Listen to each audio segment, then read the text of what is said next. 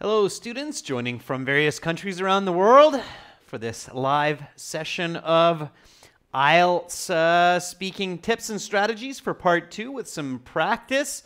My name is Adrian, and I am broadcasting to you from Budapest, Hungary, Central Europe.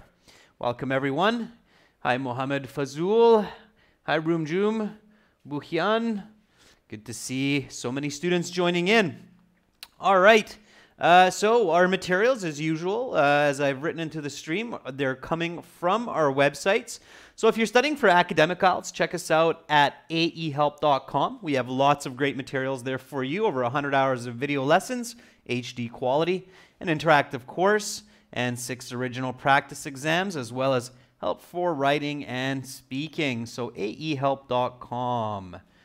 Check us out there. You can try the course for free if you like it. Join the full course. Spend a little, save a lot. If you're studying for general IELTS, visit us at gieltshelp.com.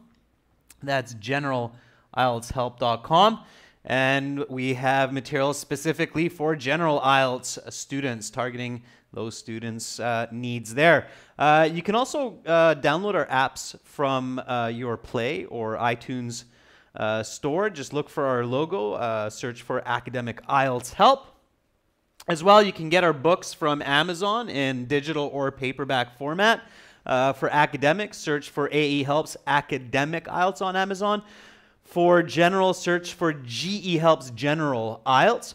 If you have questions about our products, just send me an email or about IELTS.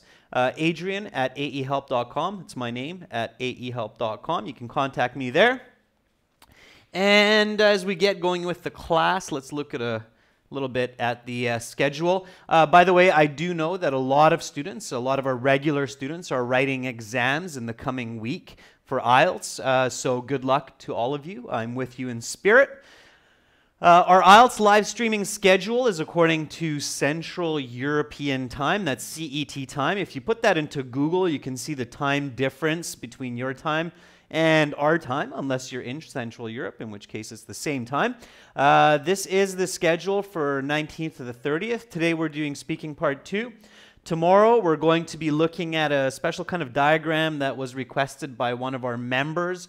When you're a member of our Academic English Help channel that you're on right now, you get access to our 6 exams that we use in these classes. You can request special classes if you have some questions. We can schedule those.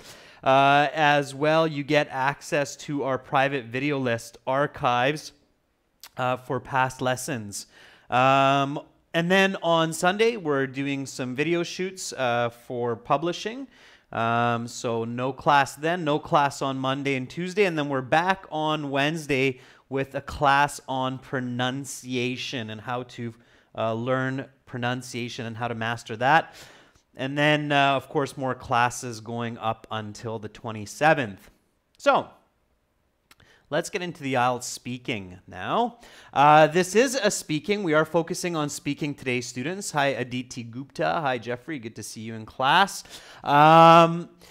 Because we're focusing on speaking, make sure to repeat. You should try to repeat me when you hear me say, especially kind of common expressions, salutations, greetings, interesting expressions. If you hear new words that I'm using, I highly recommend repeating those and writing them down. It's great practice, okay? If you miss some, it's not the end of the world. You can always come back and check this video later when it's up on the channel.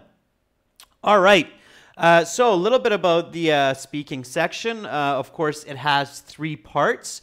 The IELTS speaking you will do either a day before or a day after the written exam. Sometimes it's on the same day, but in many cases it's one day before or one day after.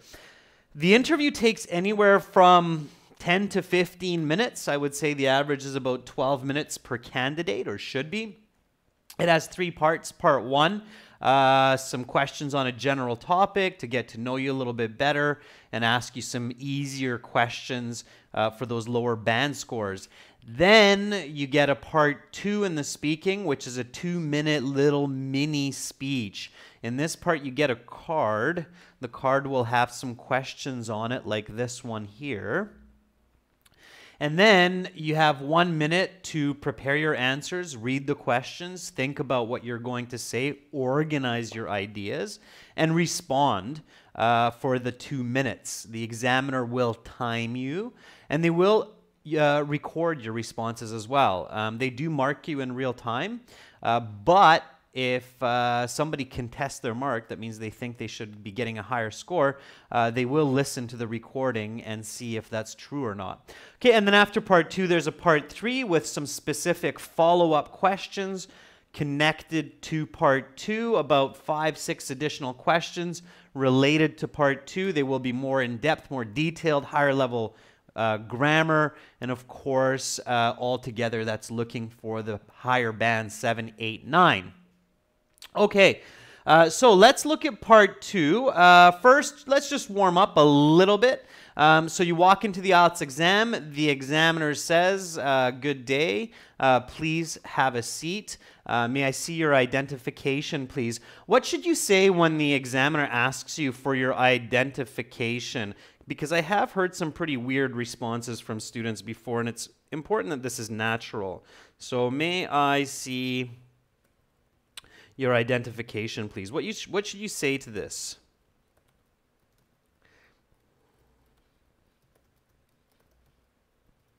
Or they might say, may I see your passport, please, and just ask directly for that. Alien Eater says, say something like, sure, here you are.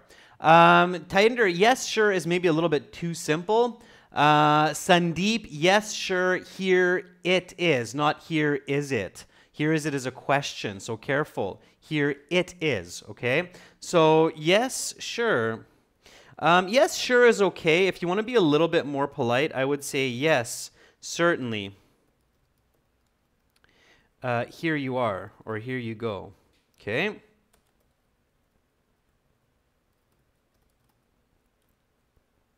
Here it is, or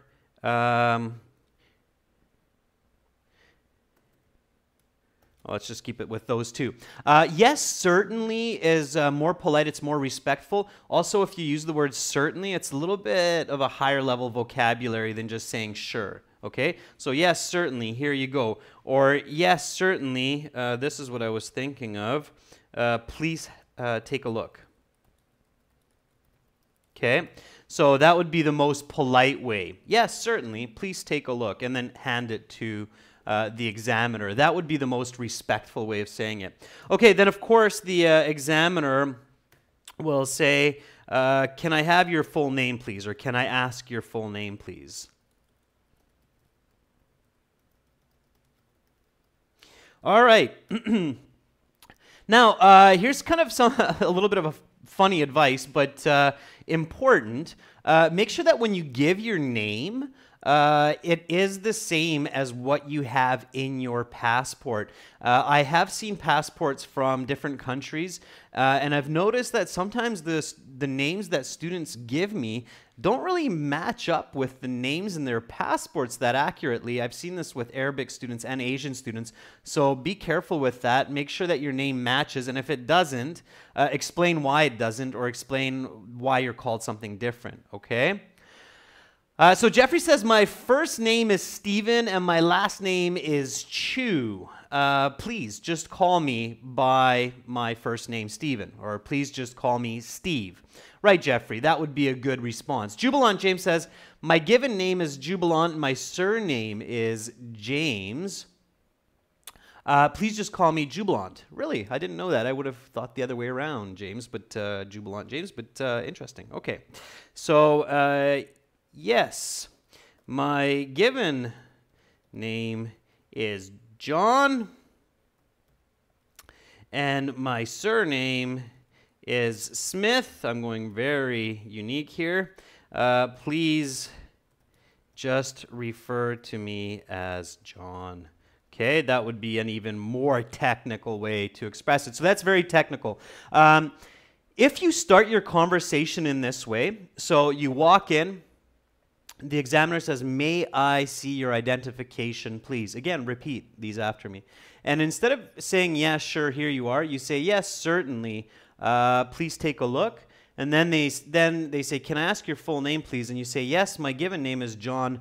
My surname is Smith. Please just refer to me as John. So if you use the yes, certainly, here you go, please take a look, and you use this one here, it's very polite, very intelligent, and right away you're giving the examiner the feeling that, hey, I'm dealing with a high-level English-speaking, intelligent student. So these are good ways to kick off your speaking interview.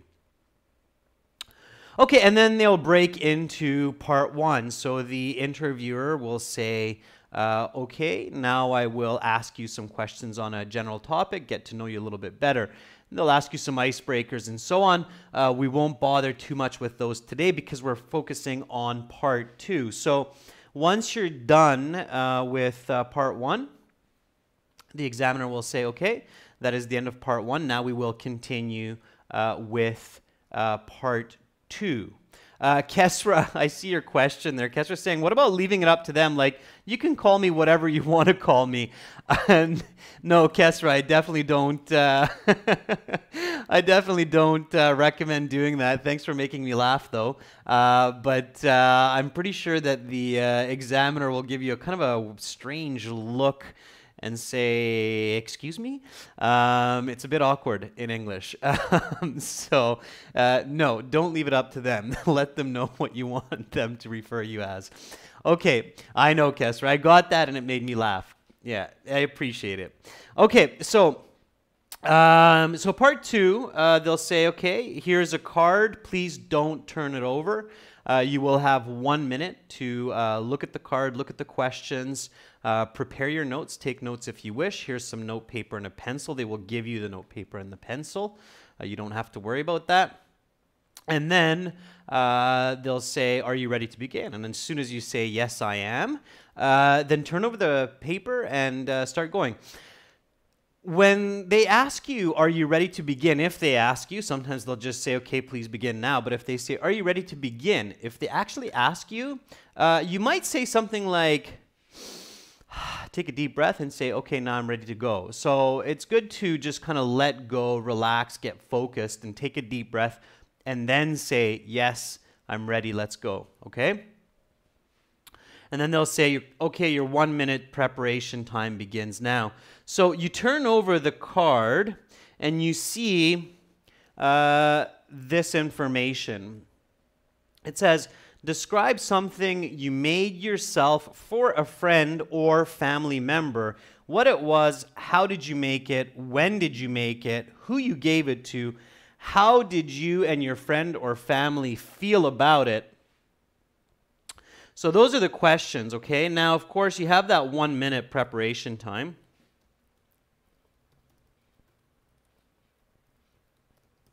Okay, what's your first step here? So what is step one? As soon as you read these questions, so you read the questions, of course, read the card. What should you do? So you've read the card, what are you doing? Alien Eater, okay, let's start the ball rolling. It's an interesting idiom to use when they say, let's get going, but I think it's a little bit too colloquial. I wouldn't use that in this context, okay? Even though you're right and the meaning is correct, it's just too colloquial. It's too slang. It would be awkward in an interview situation. So Jubilant James says, identify what you're expected to talk about. Here you're talking about an object. Roshni Kunte says, yeah, recognize that it's an object or an event or a person or a place, right, Roshni? Those are the other two. Yeah, absolutely. That is your first step. So are you looking at an object here? Or are you talking about an object, a place, person, event? As soon as you know that, you're in a much better position. So recognize that in this case, you are talking about an object. Okay? So what do you need to consider when you realize the card is about an object? So what do you need to consider? Yeah, Mohammed, good to see you in class as well. Yeah, absolutely. So what do you need to consider? What do you need to think about now that you've realized that it's an object?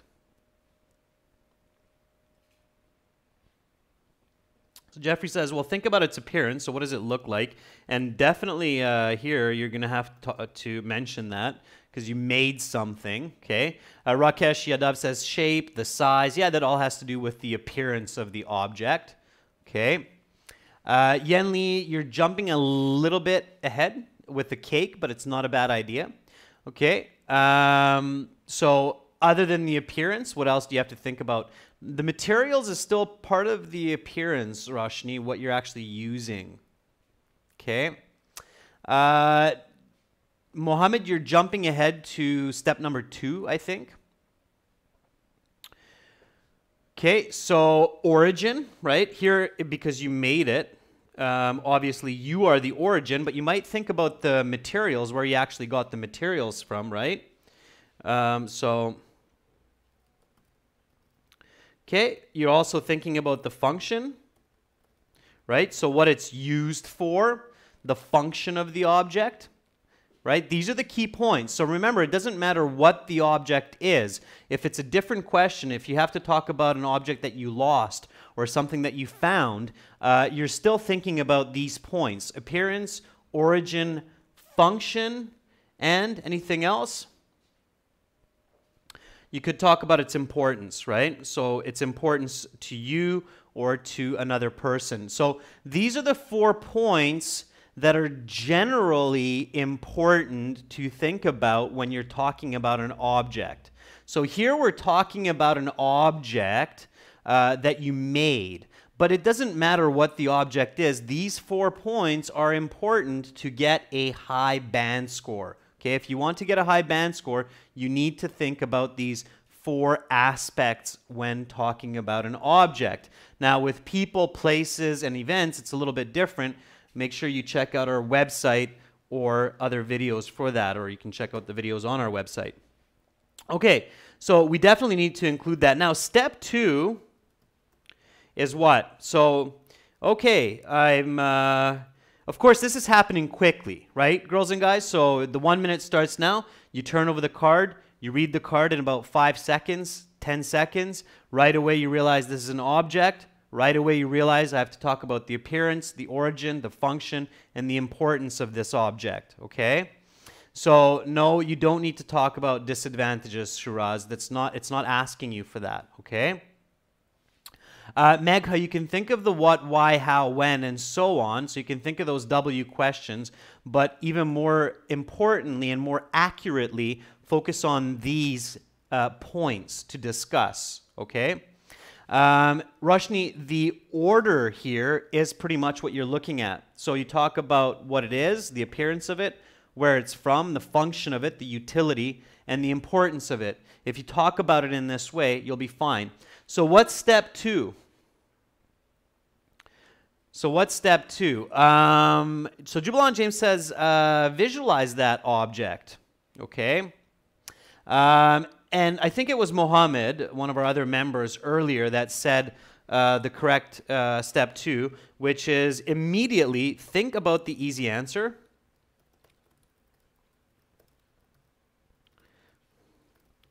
Think about what 9 from 10 people will say.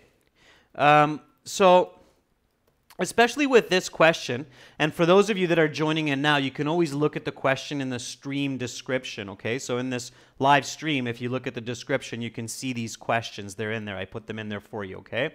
Aditya, Jubilant James, you're saying it now. You're saying, yeah, think about what 9 from 10 people would say.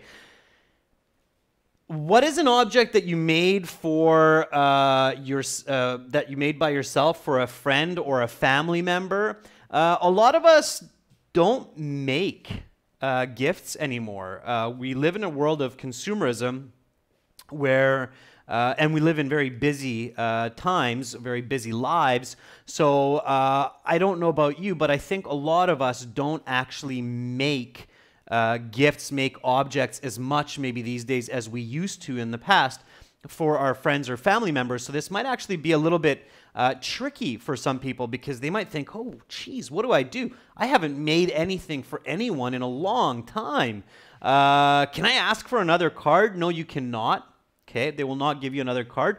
Once that minute starts, that's your minute, so don't start asking them for a different card because they'll just look at you and say, please just focus on the card, okay? Yeah, you can absolutely make food, okay? So food is not a bad idea. So think about what 9 from 10 people would say. I think a dish would be probably a good one. I really liked that answer from the one student who said cake. So let's say one would be a cake. Okay, what if it's not food? What if it's not cake?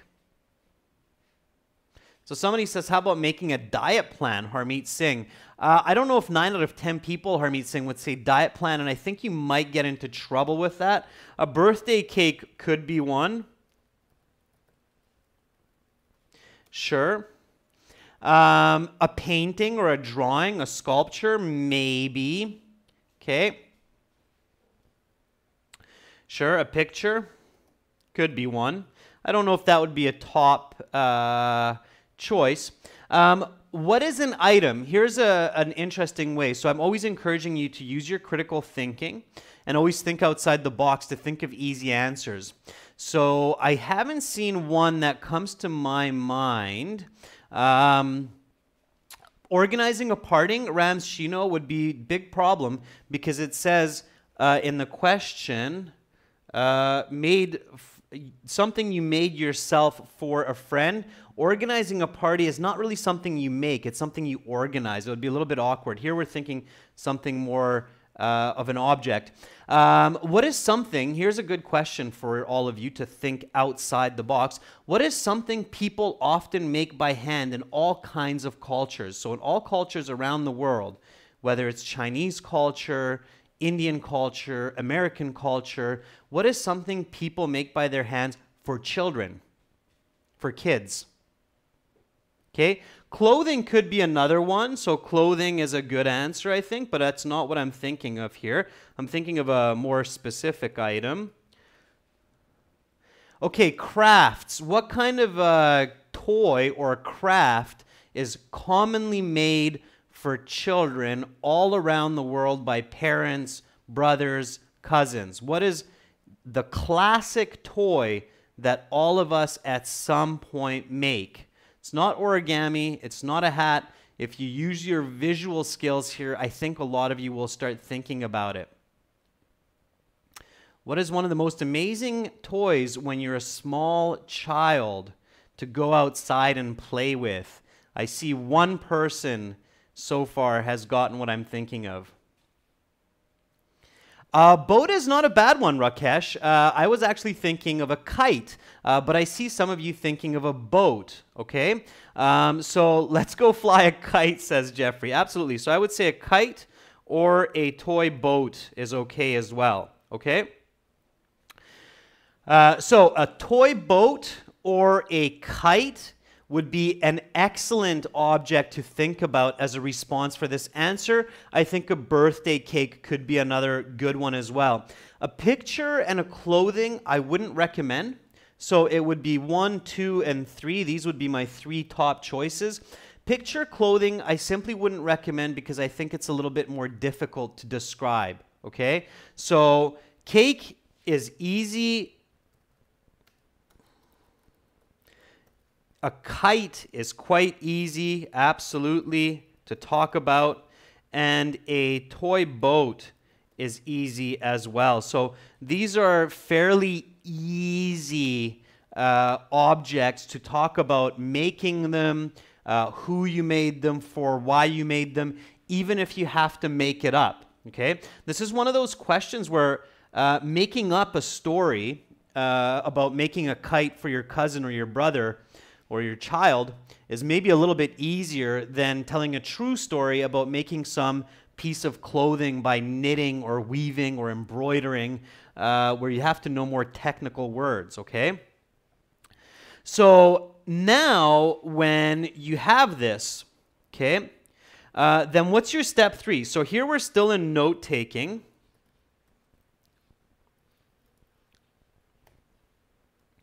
Okay, so again, and believe me, you can do this in 1 minute. When you practice at home, you can do this in 1 minute. So you turn over your card, You're looking at it, you see that it's an object, you know you have to talk about the appearance, the function, the origin, and the importance. You think, okay, what would 9 from 10 people say? Maybe a cake, maybe a kite, maybe a toy boat. You choose one that you think will be the easiest for you to talk about. And then, what do you do as your third step during that 1 minute time to think about your answer? Okay. Shiraz, you might want to talk about a picture, but a picture could be tricky as well. There's a lot of technical words where you can get lost. If you're talking about doing an oil painting for one of your friends' birthdays or something, you'd want to be careful, okay? You want to be careful. What kind of colors did you use? How did you combine them? Why did you do a picture? It could be tricky, okay?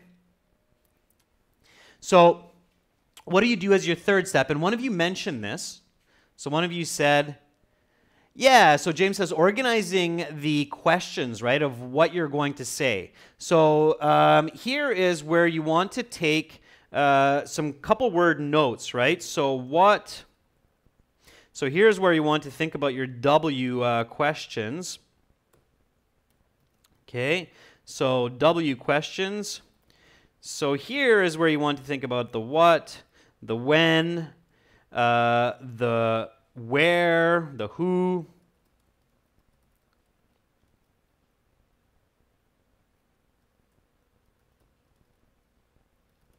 The where, okay? What should be your first, okay? So these are actually in sequence here for this question. What definitely needs to be first because we need to think about what is it, okay? People are concerned about time, but they're even more concerned about who. So 2, 3, 4, and 5. Okay, that's generally the order of information that humans like to see. We want to know what it is.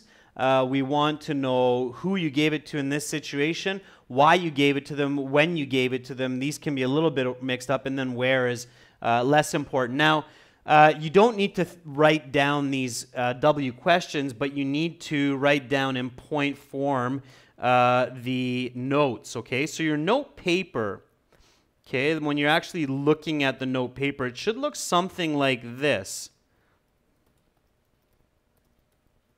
So this would be my first note. Large, colorful kite.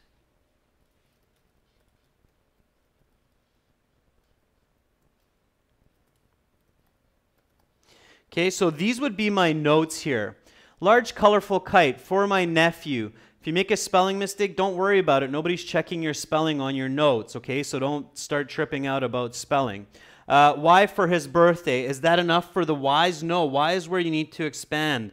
Loves kites, loves things that fly, okay? Okay, now you can expand on that. When? Last year. Be specific. Last September. Okay. Where? At birthday party. Okay. So this would be what your note paper should actually look like in that 1 minute. Don't write single words, okay? Sometimes what students do is they'll just go kite. Kite is not enough. If you write only kite, it's too short, and then what happens is you start creating some brief sentences and brief ideas, and you run out of ideas very quickly. So you'll say, oh, I made a kite for my nephew for his birthday. Whoa, whoa, whoa, slow down. You can give a lot more information there. So I made this huge kite for my nephew. It was roughly 1 meter high and about 1.5 meters wide, okay? So that word large right away will let you know that I can include more information to discuss how large it was and why was it so large and what did I use to make that large kite, okay? So that helps you more. Let me bring you back on camera here and then we'll start composing our answer. So the examiner will then, once your 1 minute is up, say, okay, your 1 minute preparation time is up. Please begin speaking. So now you actually have to begin. And before you begin, so before you hear this sentence from the examiner, you should have your first sentence ready. If it helps, write it down in your notes. What could be a good first sentence? What could be a good first sentence to start off this 2-minute little mini speech?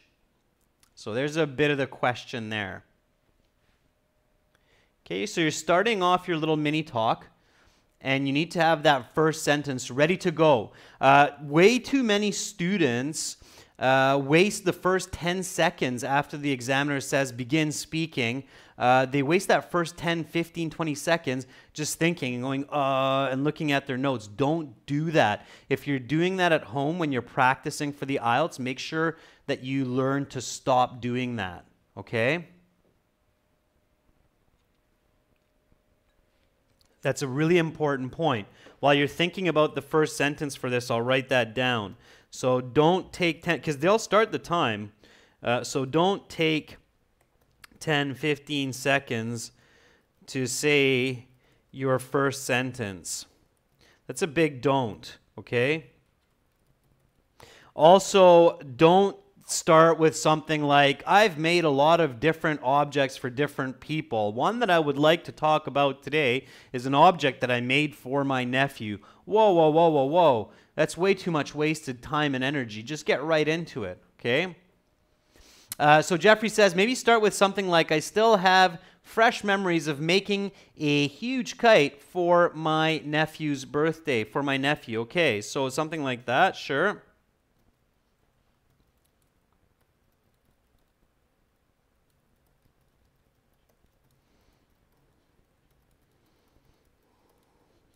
For my nephew.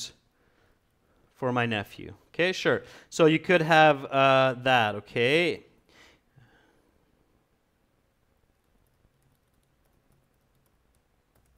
So don't waste those first 15 seconds, okay? Pachu says, I'd like to tell you about a kite which I gave to my friend. Pachu, don't start that way, okay? It's not terrible, but it's not great either. Just tell me, okay? I know you want to tell me because I'm asking you to tell me, so just tell me about it. Just say, I made a big kite which I gave to my friend for his birthday. So get right into it, okay? Shiraz says, well, I remember a time I made a kite for my nephew last year. Shiraz, that's a good way too. You're getting right into it, all right?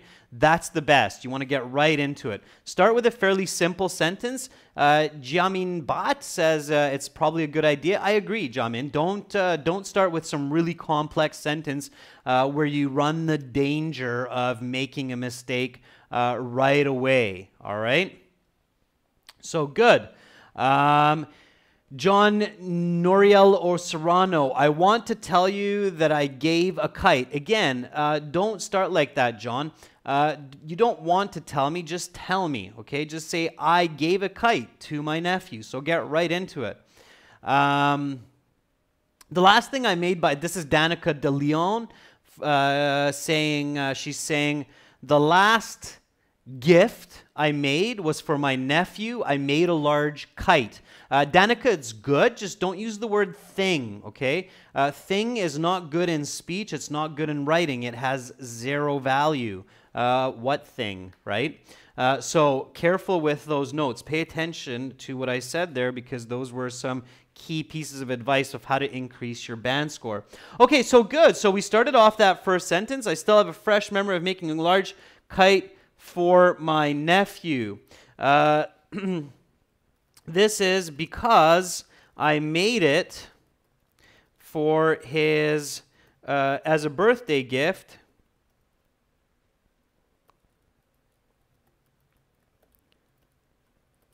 For his 6th birthday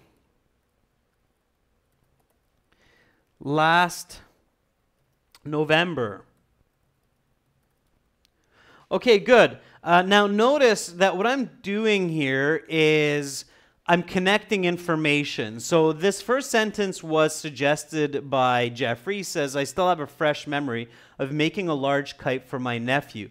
Now, when you're at home, what you should practice is coherence between your sentences, okay? So here, what I'm talking about is the connection between your ideas. And of course, you can connect ideas by saying furthermore, in addition, as a result, because.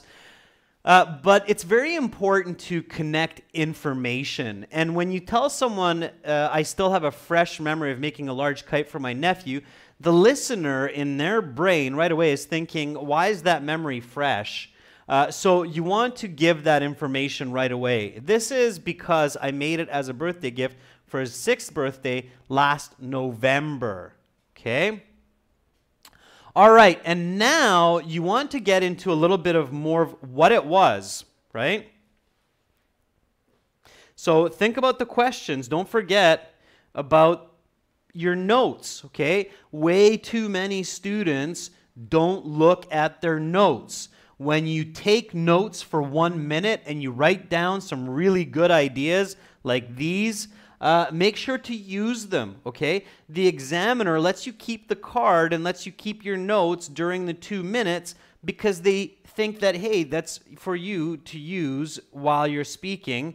It's okay to look at them. It's okay to pause for a couple of seconds to read your notes so that you can use it in your speaking, okay? So use it. So here I look at my notes and I see it's a large, colorful kite. Hopefully I've kept that in mind. Still quite early on. So I say something like, it is a large, colorful kite, roughly a meter tall and a meter wide, kind of triangular shaped. With red, purple, green, and blue colors. I remember this because these are my nephew's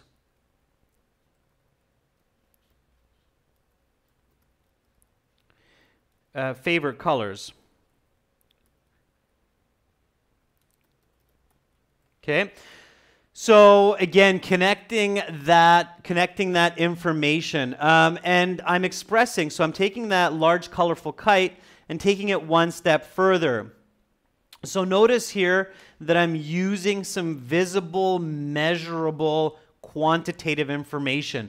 It's a meter tall, a meter wide, kind of triangular shaped. Red, purple, green, blue. So I'm letting the listener visualize and see what I'm talking about. Okay, that's very important for good communication. And when you do that, your band scores will certainly improve. Okay, John Noriel, you're not really giving examples for these questions because in some way the entire response here is a specific example. You're talking about an object that you made for your nephew. It's a very specific object. It's handmade, so it in itself is in entirety an example, okay? Now, Pachu, you're right. You want to include some complex compound sentences. You want to remember your correlative and your coordinating and subordinating conjunctions. Okay, so let's keep going here a little bit. So we're talking about what it looks like. What should we talk about next? So what would be a good next sentence?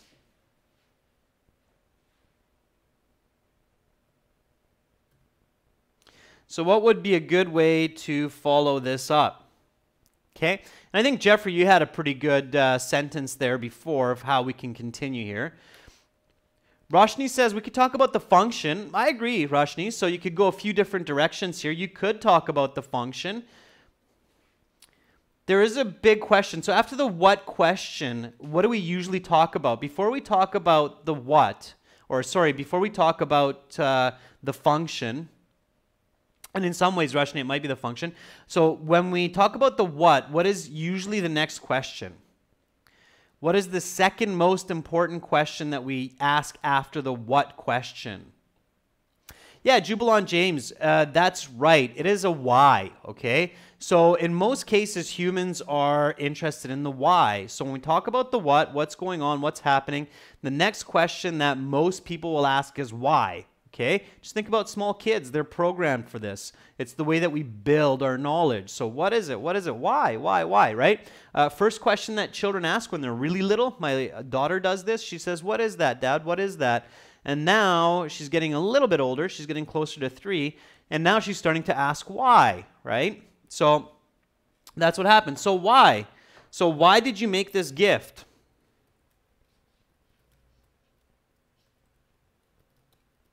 Right? That's what you should be thinking about. Of course, you've already said it's a birthday gift, but why? Why did you choose this as a birthday gift?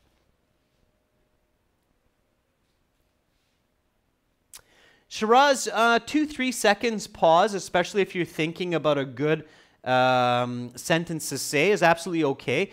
Shiraz, if you're taking a short break because you're thinking of an idea like a why, that's okay. It's if you can't think of a word where you start to lose marks. So Rakesh says it's cheap, it's handmade, it's more meaningful when it's handmade, right?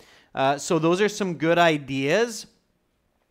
Remember our notes, right? So here's the whys. It's his birthday, he loves kites, he loves flying objects. So that's where you want to spend a bit of time, is with the why answers, why questions, right? So I made a kite for my nephew. Let's give him a name. Tom, because I know that he loves flying objects such as planes and helicopters ever since he was a little boy, just a few years old. Okay, so right away, you put that in there, all right? Jeffrey says he's always been fascinated by flying objects such as origami planes, and he has plenty of them, so I decided to make a kite for him. Jeffrey, that's a perfect sentence, okay? So you're going for that high mark, okay? John Noriel, there is a proper sequence. There's no perfect rule, or there's no expected sequence, but the proper sequence to asking the questions is what, why, how. Okay, that's generally the proper sequence. And then we ask who, when, where. Okay, because humans want to know what is it. They want to first be clear. Then they need a reason for it. So that's the why. Then they need a how. So how does it work? And then we're interested as who is it, or whose is it, right? The ego in us. And then we're interested about the when. We're locked by time. It's the common denominator of all humans. And then where, by location. So that's usually the sequence. Good question, John Nero. All right. Jubilant James is saying, can we also include the amount of time we spent making it and what fascinated us to make it? Absolutely, Jubilant James. Absolutely. So you can say it took me about 10 hours to make. Over the course of a week, sure. It took me about 10 hours to make. Over the course of a week, and I used not only carbon fiber poles, but also high quality textiles to complete this project. Sure. Now, if you don't know the words that I just used, they're saying carbon fiber poles or high quality textiles, you can keep it more simple. So you can say I used some sticks and a garbage bag, okay? You don't have to get fancy. Don't try to get fancy. if you don't know the right vocabulary, because then you'll make mistakes and your score will go down. Even if you use simple words, as long as they are clear, you can get a nice high score. Shiraz is saying, how many idioms should we include in this 2 minutes? Shiraz, none. Okay, my suggestion is don't include idioms. 19 out of 20 times when I see students trying to forcefully put idioms into their speech, they use them in awkward ways, they use them incorrectly, and when that happens, your score goes down. You don't really get bonus points for using an idiom, okay? If you're using just clear language, of course, you should try to use some phrasal verbs and some expressions. I'm not saying don't use anything of natural language. Then you can still get a very high mark. You can even get a 9, okay? So idioms are more dangerous than they are useful. That's the reality, okay? Aditya is asking, if we can't answer all of the questions in the 2 minutes, what will happen? You'll lose marks, Aditya. So you do lose marks if you don't answer all of the questions given, okay? All right, so far so good. We've talked about what we've made, who we made it for, why we made it, how we made it, when we made it. Okay, so we should, at this point, okay, and this is where a lot of students get lost. This is what I call the danger zone in the people's 2-minute speaking, or in students' 2-minute speaking, okay. So danger zone, many students get stuck and lost here. Stuck, lost, and begin pausing or repeating or saying strange ideas. Okay, I've seen it all.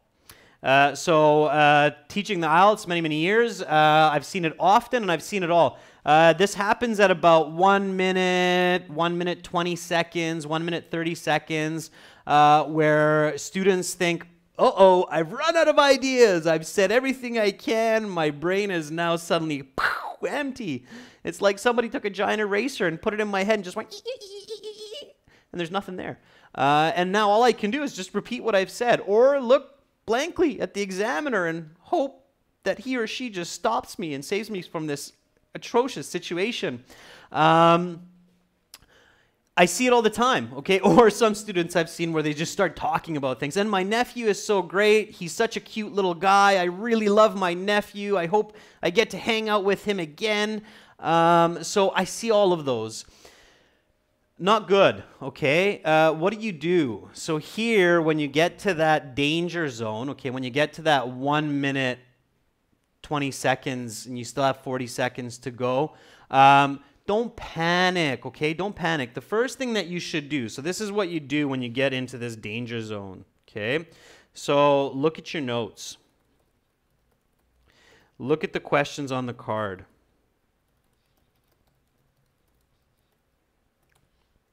Okay, if you see something on the card, or if you see something in your notes where you're like, oh, wait, I didn't say that yet, or I didn't say anything about that, then you can talk about that. If you look at the questions and you say, oh, I didn't answer that question yet, definitely answer that question. So the card is very important, okay?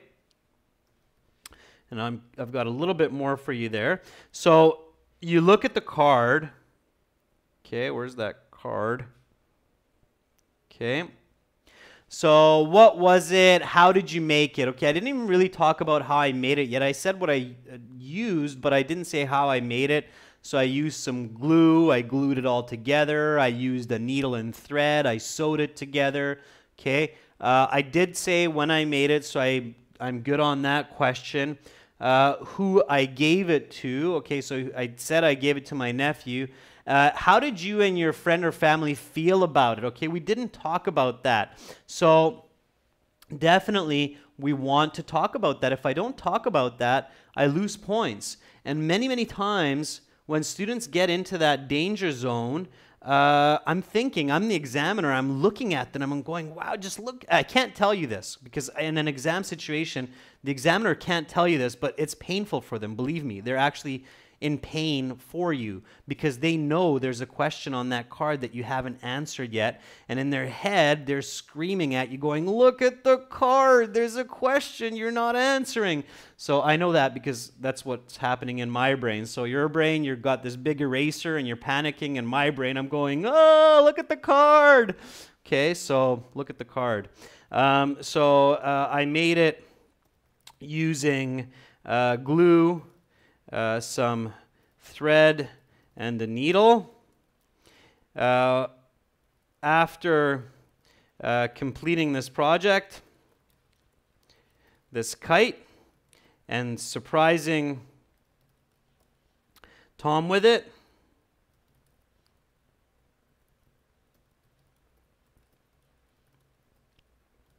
he absolutely loved it. Immediately, we went to the park near his house with the other kids and took the kite for her maiden flight. Okay, so I just kind of ripped along there, gave you an idea, but here what I'm focusing on is answering the question. Now, if you're really good and you've talked very fast and you've described all of the information and you're still in that danger zone, you still have some time left, then give an example. Okay, so that's where you give an example.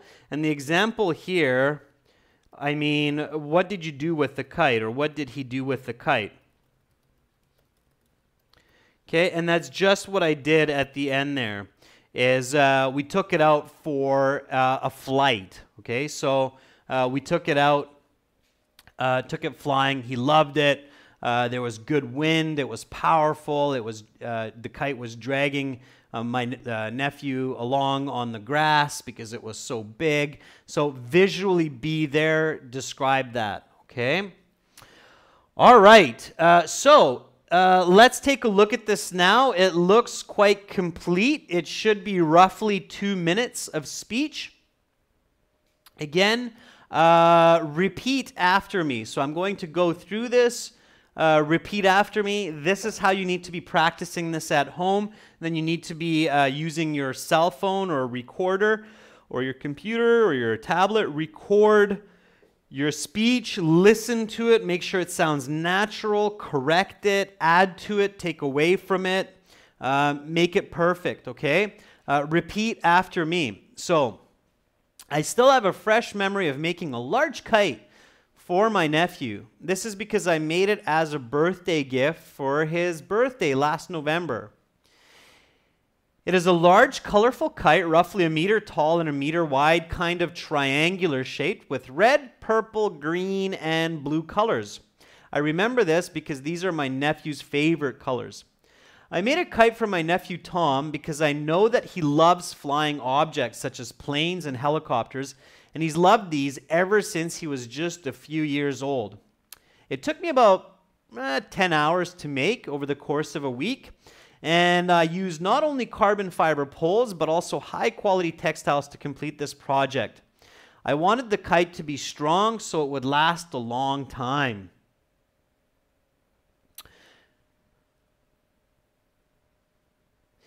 I made this kite using some strong glue, some thread, and needle. I watched a few videos on YouTube on how to make good quality kites. And then after completing the project and finishing up the kite, I surprised Tom with it during his birthday. He absolutely loved it.